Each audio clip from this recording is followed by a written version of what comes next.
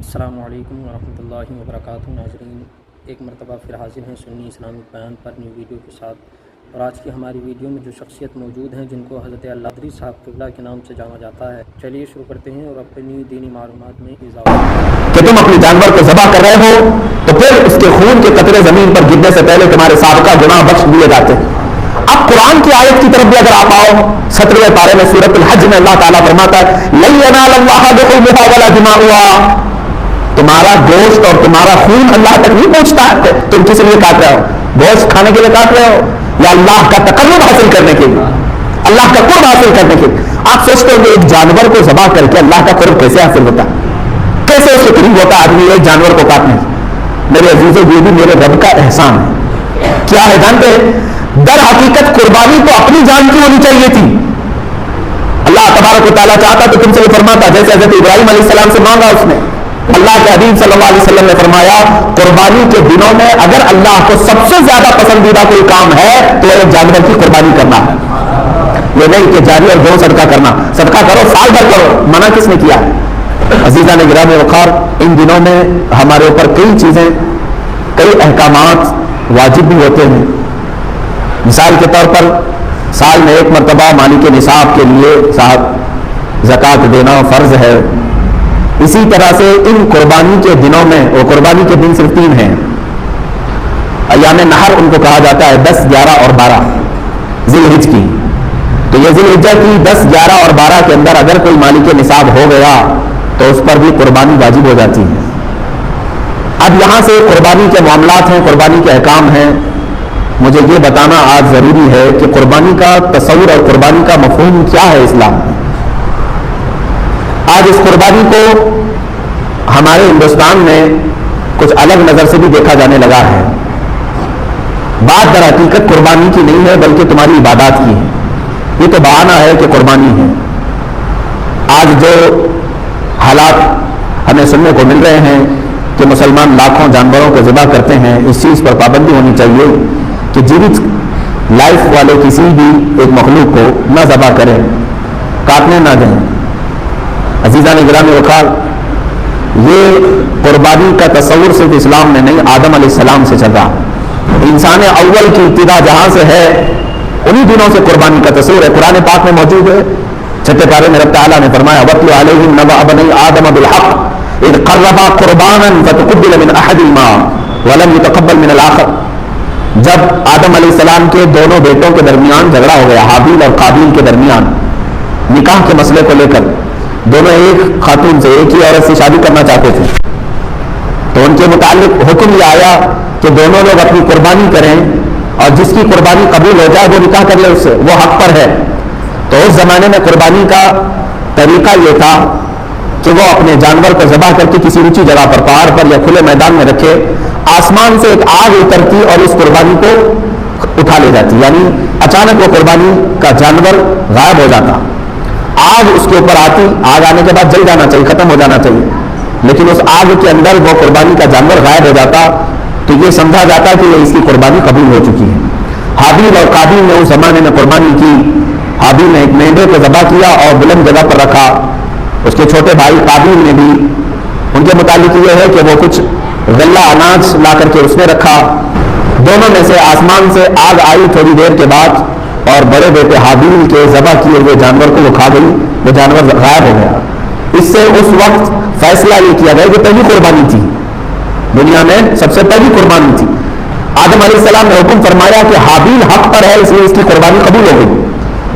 قرآن پاک میں تقریباً کئی مقامات پر 1 درجن کے قریب آیتیں قربانی کے متعلق ہی نظر آئیں گی آپ کو کہ قربانی کا مفہوم کیا ہے، اور تقریباً عیسیٰ علیہ السلام تک جتنے انبیاء کرام علیہ السلام آئے، اکثر انبیاء کی امتوں پر بھی قربانی کے احکام واجب ہوئے، لیکن الگ الگ طریقوں سے۔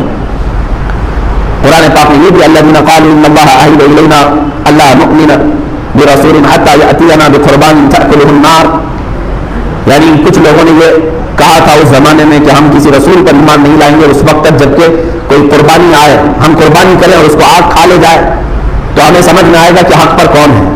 اس وقت تک یہ معاملات تھے کہ قربانی کو آسمان سے کوئی آگ آتی اور اٹھا لے جاتی اور سمجھ میں آتا کہ اس کی قربانی قبول ہے اور اس کی قربانی رد کر دی گئی۔ اب बाप ये सोचते होंगे काश हमारे अंदर भी होता ऐसा, हम भी अपने जानवरों को ज़बह करके रखते। हम बैल को ज़बह कर रहे हैं, बकरे बकरियों को या फिर ऊँट को, 3 ही जानवर हैं ज़बह के लिए कुर्बानी में। मुर्गे मुर्गियों की कुर्बानियां नहीं होती, लेकिन अभी सुनने में आया है कि जमात अहले हदीस ने अंडे की कुर्बानी को भी जायज़ कहा है। सारे लोग नहीं होंगे, उनमें से भी कोई नरा जाहिल होगा। बहरहाल ये कुर्बानी के मुताबिक आप भी सोच रहे होंगे कि पहले की उम्मतों के लिए कुर्बानी करते थे तो आसमान से आग आती और उठा ले जाती। काश हमारे इसमें भी ऐसा होता, हम भी कुर्बानी करते और रखते, आसमान से कोई चीज आके उठा ले जाती तो हम सबको बताते कि देखो ये अल्लाह की तरफ से आई है और कुर्बानी हमारी कबूल। अजीज़ान गिरामी वकार, आप तस्वीर का एक ही रुख अपने तरफ से सोच रहे हैं। ये मेरे रब्बे जुल जलाल का एहसान है उम्मत मुस्तफ़ा पर। रब्बे जुल जलाल ने उम्मत मुस्तफ़ा के ऐबों को छुपाने के लिए, अगर मेरी कुर्बानी कबूल ना होती तो पूरे मुआशरे में मेरा चेहरा क्या होता। अगर आज आकर के फलां की कुर्बानी को ले गई और मेरी छोड़ गई तो सबके सामने तो मैं रसवा और जलील होता। 4 लोग सब बता करके कहते ये वो आदमी है जिसकी कुर्बानी कबूल नहीं हुई। अल्लाह ताला ने उम्मत मुस्तफ़ा के हर ऐब को उसकी मौत तक महफूज रखा है, छुपा रखा है। कबूल हुई कि नहीं हुई ये सब क़यामत के दिन बताया जाएगा। आज मुआशरे में तुम सर उठा करके ही चलो। ये उम्मत मुस्तफ़ा सल्लल्लाहु अलैहि वसल्लम पर एहसान है। पहले के उम्मतों पर ये भी मामला थे कि अगर वो गुनाह करते तो फरिश्ते आकर उनके घर की चौखट पर लिख कर चले जाते रात को कि ये आदमी ने कल रात ये गुनाह किया है। कुछ की पेशानियों पर लिखा जाता था कि ये भला आदमी है, इसने जिना किया। वो तहरीर लेकर के किसके किसके सामने जाता था। आज 1000 गुनाह हमारे भी हैं, लेकिन ना हमारी चौखटों पर लिखे जाते हैं और ना हमारी पेशानियों पर। रब्बुल जलाल ने इस चीज को महफूज रखा है। वो सत्तार है, हर एक की सतर पोशी फरमाता है। अज़ीज़ान गिरामी वक़ार, कुर्बानी का जो मफ़हूम और जो तसव्वुर इस्लाम में है, मैंने आयत करीमा 17वें पारे की ये तिलावत की है सूरह हज में से। अल्लाह ताला ने फरमाया वल-बुद्न जअलनाहा लकुम मिन शआइरिल्लाह, और ये ऊंटों को या कुर्बानी के जानवरों को हमने, अल्लाह ताला फरमाता है, अल्लाह की निशानियों में से एक निशानी बनाई है। अब यहां पर रुक करके मैं कहना चाहूंगा कि कुर्बानी क्या है। एक लफ्ज याद रख लेना, एक लफ्ज याद रख लेना, शआइरिल्लाह कहा गया है। शआइरिल्लाह जैसे कुरान पाक के दूसरे पारे में आया इन्ना सफा वल मरवा मिन शआइरिल्लाह, सफा और मरवा जो पहाड़ियां हैं मक्का मुकर्रमा में, ये अल्लाह की निशानियों में से है, अल्लाह की निशानियों में। इसी तरह कुर्बानी की बात जब आई तो अल्लाह फरमाता है ये अल्लाह की निशानियों में से।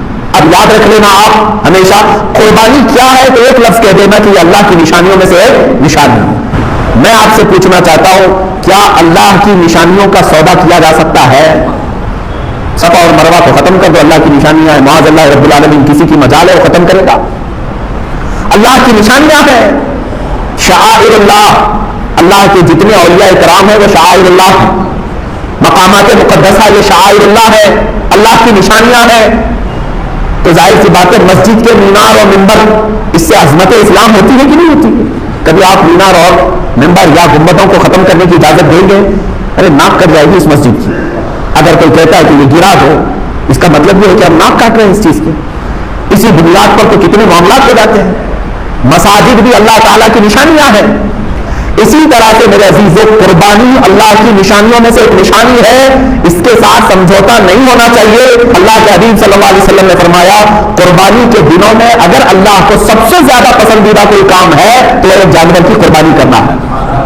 ये नहीं कि जारी और दो सदका करना, सदका करो साल भर करो, मना किसने किया? मुझे ये खबर मिलती है कि बाद लोगों ने कहा कि कुर्बानी के बदले में कुछ सदका और खैरात करो। हर चीज के मुतालिक तुम्हें इस तरह से बुज़दिल बनाने की कोशिश की जा रही है कि तुम अपने इन शआइरुल्लाह के साथ भी आप समझौता करोगे। अल्लाह की निशानियों में से एक निशानियां है। अगर जानवर को ज़बह करना जुल्म होता तो रहमतुल लिल आलमीन कभी अपने हाथ से किसी को ज़बह नहीं करते। क्या रसूल करीम सल्लल्लाहु अलैहि वसल्लम जुल्म कर सकते? अल्लाह के हबीब सल्लल्लाहु ताला अलैहि वसल्लम ने हज्जतुल विदा के मौके पर 70 ऊंटों में से तकरीबन 60 के करीब ऊंटों को खुद ज़बह फरमाया। बाकी कुछ ऊंटों को मौला अली करमल्लाहु वजहल करीम के हाथों में दे दिया कि तुम ज़बह करो। और कुर्बानी के दिन जब आए जब ईद उल अज़हा, हुज़ूर अकरम सल्लल्लाहु अलैहि वसल्लम ने नमाज अदा की और उसके बाद 2 बकरे लाए गए, 2 मेंढे चितकबरे, यानी सफेद काला जो होता है उसको चितकबरा कहते हैं। 2 मेंढे रसूल करीम सल्लल्लाहु ताला अलैहि वसल्लम ने ज़बह फरमाए। सहाबा ने पूछा या रसूलल्लाह सल्लल्लाहु ताला अलैहि वसल्लम कि कुर्बानी अगर वाजिब है तो क्या 2 बकरों की? रसूल करीम सल्लल्लाहु अलैहि वसल्लम ने फरमाया नहीं, 1 बकरा कुर्बानी के लिए वाजिब है। मैंने 1 बकरा अपनी जानिब से किया, दूसरा मेरी पूरी उम्मत की तरफ से किया। حبیب صلی اللہ تعالیٰ علیہ وسلم کی سنت، جو نہ بھولا ہم غریبوں کو رضا، یاد اس کی اپنی عادت کیجیے. وہ اپنی قربانی میں بھی اپنی امت کو شامل کرتے ہیں، اپنی امت کو شامل کر رہے ہیں.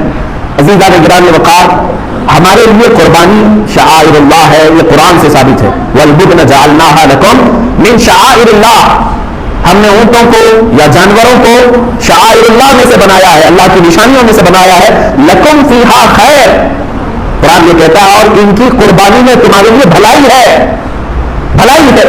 فَاذْكُرُوا اسْمَ اللَّهِ عَلَيْهَا صَوَافَ، جب یہ جانور کھڑے ہو جائیں تو اللہ کے نام کا ذکر کرو. ذبح کے لیے کھڑے ہو جائے تو تم اللہ کے نام کا ذکر کرو. فَإِذَا وَجَبَتْ جُنُوبُهَا، اور جب وہ ذبح ہو کر کے زمین پر آ جائیں فَكُلُوا مِنْهَا، تم بھی اس میں سے کچھ کھا لو. وَأَطْعِمُوا الْقَانِعَ وَالْمُعْتَرَّ، اور مانگنے والے سائل کو یا غریب مستحق کو بھی اس میں سے کھلاؤ. كَذَلِكَ سَخَّرْنَاهَا لَكُمْ، اور اللہ فرماتا ہے یہ جانور جو ہے ہم نے تمہارے تابع داری میں دیا ہے، تمہارے تابع میں دیا ہے. عزیزان گرامی وقار، قربانی ہمارے عید کے اعتبار سے مسلمانوں کا ایک پرسنل لا ہو. ہماری اپنی ہمارے اپنے تہواروں میں سے ایک تہوار ہے یا نہیں، اس چیز کو مانتے کہ نہیں؟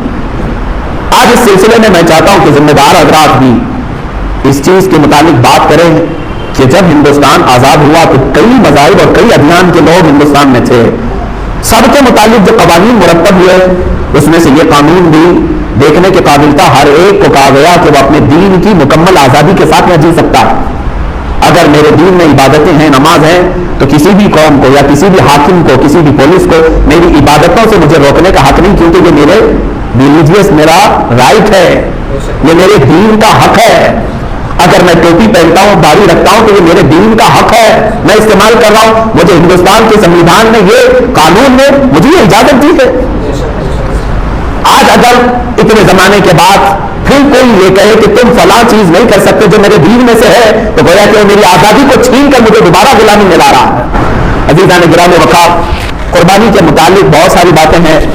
اب احادیث کی روشنی میں تھوڑی سی باتیں عرض کر دوں. صحابہ اکرام رضوان اللہ تعالیٰ علیہ مجمعین سرکار دو عالم صلی اللہ علیہ وسلم کی بارگاہ میں آئے اور پوچھا ما هذه الاضاحی یا رسول اللہ صلی اللہ علیہ وسلم، اے اللہ کے رسول یہ کیا ہے، یہ قربانیاں کیا ہیں؟ نبی کریم صلی اللہ تعالیٰ علیہ وسلم نے فرمایا ہر جانور کے بدلے تمہیں نیکیاں ہیں. صحابہ نے پوچھا اگر ہم اونٹ والا یعنی جو بھیڑ ہوتی ہیں بہت سارے بالوں والا بکرا اگر ہم ذبح کرتے ہیں تو کیا اس میں بھی ثواب؟ اللہ کے نبی صلی اللہ علیہ وسلم نے فرمایا اس کے ہر بال کے بدلے ایک نیکی ہے. اس جانور کے جسم پر جتنے بال ہیں ہر بال کے بدلے تمہیں ایک نیکی ہے. خود اپنی صاحبزادی سیدہ کائنات فاطمہ الزہرا رضی اللہ تعالیٰ عنہا کو حضور اکرم صلی اللہ علیہ وسلم فرماتے ہیں اے فاطمہ اٹھو، اپنی قربانی کی جگہ پر آؤ. جب قربانی کرنی تھی کہا کہ تم آؤ، کھڑی ہو جاؤ اور دیکھو گواہ رہو قربانی کے. انہوں نے پوچھا کہ کیوں یا رسول اللہ صلی اللہ علیہ وسلم؟ حضور اکرم صلی اللہ علیہ وسلم نے فرمایا قربانی کے جانور کا خون کا قطرہ زمین پر گرنے سے پہلے مولا سابقہ گناہوں کو معاف کرتا ہے، تمہارے گناہ معاف کر دیے جاتے ہیں. تو حضرت فاطمہ نے یہ بھی پوچھا یا رسول اللہ صلی اللہ علیہ وسلم یہ صرف اہل بیت کے لیے ہے یا سارے مسلمانوں کے لیے؟ رسول کریم صلی اللہ علیہ وسلم نے فرمایا فاطمہ میرے گھر والوں کے لیے خاص ہے اور تمام مومنین کے لیے عام ہے، سب کے لیے ثواب ہے کہ تم اپنی جانور کو ذبح کر رہے ہو تو پھر اس کے خون کے قطرے زمین پر گرنے سے پہلے تمہارے سابقہ گناہ بخش دیے جاتے ہیں.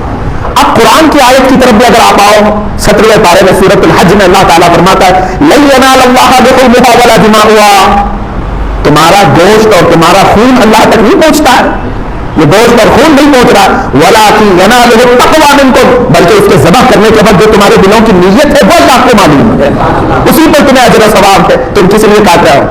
گوشت کھانے کے لیے کاٹ رہے ہو یا اللہ کا تقرب حاصل کرنے کے لیے، اللہ کا قرب حاصل کرنے کے لیے؟ آپ سوچتے ہو کہ ایک جانور کو ذبح کر کے اللہ کا قرب کیسے حاصل ہوتا ہے، کیسے اس کے قریب ہوتا آدمی ایک جانور کو کاٹنے؟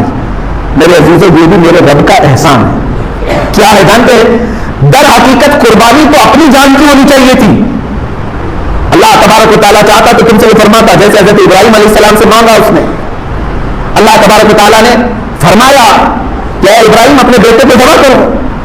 حکم تو یہ ہو سکتا تھا کہ اے امت مصطفیٰ کے مسلمانوں تم اتنے سال جیو ہو، 25 سال کی عمر ہو جائے تو آؤ اپنی گردن دے دو، 40 سال کی عمر ہو گئی ہے تو آؤ قربان گاہ میں اپنے آپ کو کٹوا دو.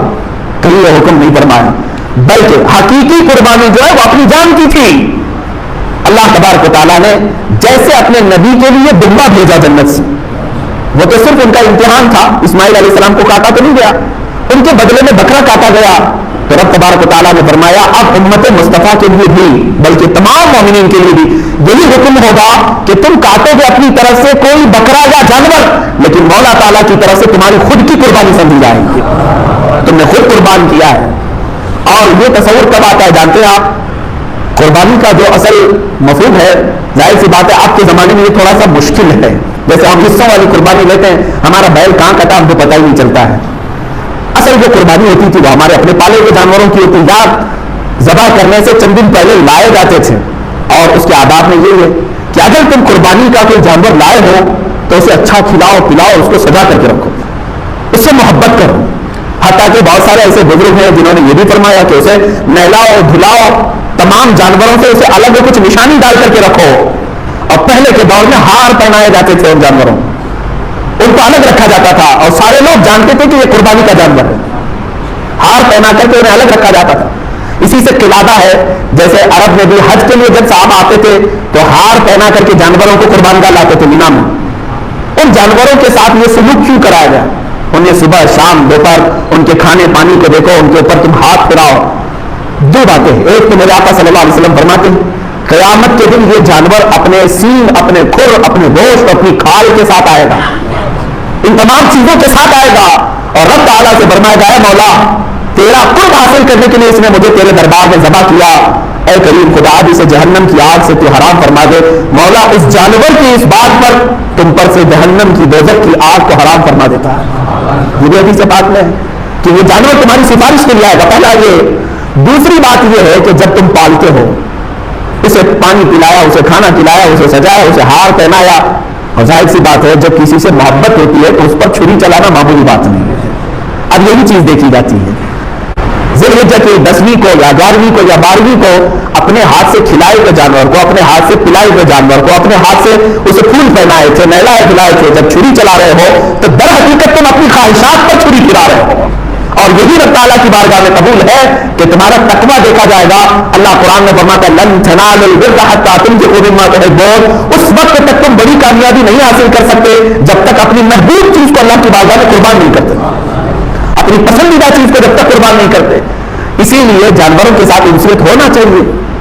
آج کے حالات میں میں یہ سب کے اوپر پابندی نہیں کہہ رہا ہوں، لاگو نہیں کر رہا ہوں، میں تو اس کی حکمتیں بتا رہا ہوں۔ جس کے لیے ممکن ہے وہ کرے، اور جس کے لیے ممکن نہیں ہے ظاہر سی بات ہے وہ دور دراز میں بھی قربانیاں کرتے ہیں، وہ جائز ہے۔ مثال کے طور پر یہاں بیٹھ کر کے اگر کوئی مکہ مکرمہ میں قربانی کا اپنے کسی وکیل کو بنایا ہے، وہاں اگر اس نے قربانی کیا تو تمہاری قربانی ہو جائے گی۔ آپ امریکہ میں کریں، انگلینڈ میں کریں، پوری دنیا کی کسی بھی میدان میں کریں، ان دنوں میں اگر قربانی کیا آپ کی جانب سے تو قربانی ہو جاتی ہے، لیکن جو حکمتیں ہیں وہ اپنے پالے ہوئے جانور کے ساتھ اس کی زیادہ ہیں، کیونکہ اس وقت آپ کی خواہشات کو آپ ذبح کر رہے ہیں۔